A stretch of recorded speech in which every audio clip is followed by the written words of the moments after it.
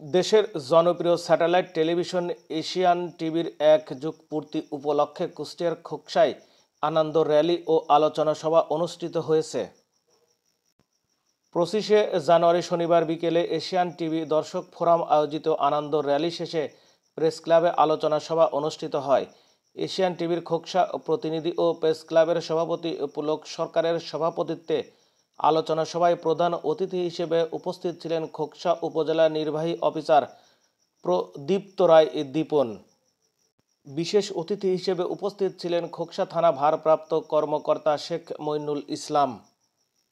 এ সময় আরও উপস্থিত ছিলেন যমুনা টেলিভিশনের কুষ্টিয়া প্রতিনিধি রুহুল আমিন বাবু, দৈনিক নয়া দিগন্তের সোহাগ মাহমুদ, বিজয় টিভির তানভীর লিটন, দৈনিক সংবাদের মাসুদ রানা, নিউজ 21 টেলিভিশনের NH সোহান, জবাবদিহি পত্রিকার আকাশ হোসেন, কুষ্টিয়ার খবরের চিতা বিশ্বাস, দৈনিক 21শে নিউজের হাফিজুল ইসলাম বকুল, মিরর অফ বাংলাদেশের মিজানুর রহমান, দৈনিক লালন কণ্ঠের সাইমন কনক, দ্রোহ পত্রিকার সবুজ আলী, দৈনিক পদ্মাগড়াই পত্রিকার মনির আলম পাপ্পু, সকালের শিরোনামের নাজিম উদ্দিন, সাহসী বাংলায় আশিক মাহমুদ, নন্দিত টেলিভিশনের কুষ্টিয়া প্রতিনিধি আমিরুল ইসলাম সহ আরও অনেকে।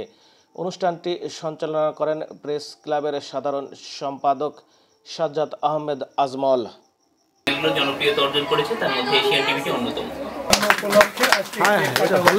প্রধান অতিথি হিসেবে উপস্থিত রয়েছেন খোকসা উপজেলা নির্বাহী অফিসার প্রদীপ্ত রায় দীপন।